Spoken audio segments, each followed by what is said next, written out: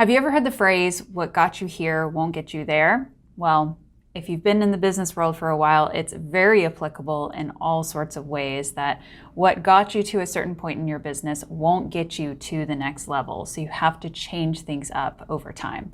And it's very applicable in the accounting side of your business. So what I want to cover today is something that I came up with back in 2018 called the hierarchy of accounting needs. And as your business grows and matures, you move up this maturity model. And so I want to show this to you guys today. So if that sounds good, please stay tuned. If you don't know who I am, my name is Smolinski. I'm a CPA and the founder of Clara CFO Group. And we are a fractional CFO agency dedicated to supporting B2B service companies who are looking to grow and become more profitable and improve their overall financial maturity. So if you're needing help in your small business and you would like to reach out to us, feel free to check out the description box for our contact information. Okay, so many of you have probably heard of Maslow's hierarchy of needs. And this is a concept developed by Abraham Maslow, who was an American psychologist.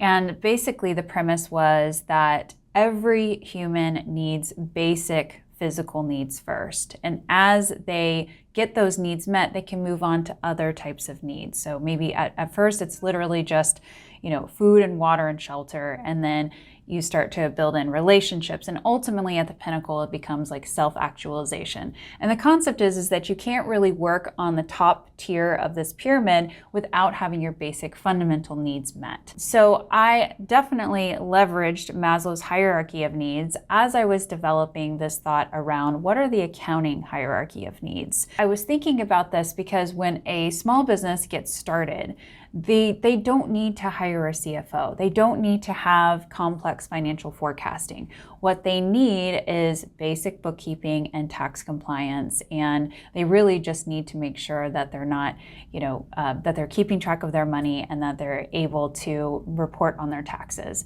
They're not needing a lot of, policies and procedures in place, and they're not needing, advanced forecasting. I developed this concept, and I am just going to go ahead and share it with you and explain, why I've put things in the order that I've put things. And I also have given you a little bit of an example of who might be responsible for these different tasks in your business over on the right-hand side. So I'm just going to go ahead and jump into a screen share here and show you this graphic that we have. Okay, so this is my hierarchy of needs graphic. And over on the left-hand side, you'll see from moving from a less complex business with lower, I just put $sign to represent revenue, expenses, just a low dollar amount, lower number of transactions. We're talking about smaller dollars, everything. Moving towards more complexity and more revenue, more expenses, and more payroll, all the things, okay? So as the business is smaller, it can operate on a lower level of needs than a business that is more complex. It would need a higher level of needs, okay? So that's kind of how we should look at that. So the very first thing that I say that all business owners need is standard bookkeeping. We need to have some record of all of the transactions that are coming in and out of the business. We need to be able to understand what the business is earning and what the business is spending, and that is accomplished through bookkeeping. And over here on the right-hand side is going to be who is responsible for this type of thing in a business, okay? So that would be a bookkeeper in this case.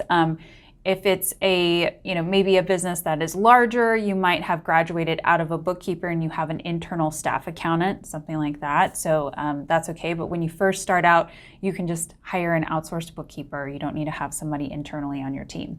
Okay, but bookkeeping is a foundational piece. You cannot even do the next level of tax compliance unless you have bookkeeping, because what numbers are you going to report if you don't have some numbers that a bookkeeper has provided, or that somebody is doing the books in your business? If it's not a formal bookkeeper, it might be yourself as the business owner. But you need to have numbers to be able to even report to the IRS or your state agencies, or other local agencies that you might need to report this stuff. So that's why bookkeeping is the foundation level, and that's why we love bookkeepers here. We want our books to be clean. That's why we do videos on how to do bookkeeping. So hopefully that is correct in order to build the foundation of everything else in our accounting, our hierarchy of needs here. Okay, so then we move next to tax compliance. So once our bookkeeping is done, then we need to make sure that we are compliant with our taxes, that so we can stay in business, that the IRS doesn't come and shut us down, and that you're not, running into trouble with state agencies that also might shut you down. So you need to be able to have the numbers and report on your taxes. And for tax compliance, that's going to be some type of tax accountant. Now, as a small business owner, if you're probably able to do some of the tax reporting yourself, especially for, state or local taxes, but we highly recommend you get a tax professional on your team. If this is a enrolled agent or a CPA or is somebody who's simply a tax preparer, somebody who can help you file with the IRS, file with your state and local agencies to make sure that you are compliant. Somebody who's doing it regularly so that they understand the rules and they can actually help you here. We don't recommend DIYing your taxes for very long, okay, if at all. I don't even DIY my own taxes and I'm a CPA, so I will just leave that there because I don't actually do taxes myself. So I leave that to the professionals because things are always changing and I am not in the business of trying to keep up with every single tax law that's changed in order to start getting good financial statements and financial reports coming out of your systems. So sometimes bookkeepers are responsible for that, and that is great. We love it when a bookkeeper can also, do a good review of the financial statements and make sure that they are all properly, reporting the accurate numbers. But sometimes bookkeepers do not take on that responsibility. So you need to be clear if your bookkeeper does have responsibility for making sure the financial statements are accurate, or do they not? And then oftentimes reporting can be like an additional service as well. But we do think that it's really important to have your financial statements and to be able to look at those on a regular basis. So if your bookkeeper is not doing this for you and you don't have any other, like you're small enough that maybe you don't have anybody else who's responsible in your accounting department, this is going to be probably the business owner's responsibility if you don't have somebody like an outsourced fractional CFO or a fractional controller. I'm going to flip to my second graphic here to show you that a controller can also be layered in to this accounting stack, where if you might have an outsourced controller, or maybe you're big enough to have internal accountants and an internal controller, and in that case, the financial statement accuracy would be under their responsibility. But if you're not, I'm going to flip back. If you don't yet have that controller role, because maybe you're kind of in this mid-level of complexity and you don't need a controller role, a fractional CFO could be helping you ensure the accuracy of the financial statements. They can also help with policies and procedures. So as your company becomes more mature, you want to have standardization with how your numbers are being handled. For example, like you spend money on a piece of equipment and you need to know, is that an asset or is it an expense? That's something called a capitalization policy. And a fractional CFO could help you establish what is that capitalization policy. There's IRS guidelines that go along with that as well, but that's something that you can develop with your CFO or a controller. Another thing that might come up with policies and procedures is, how do you handle receipts? How do you handle the month-end close process?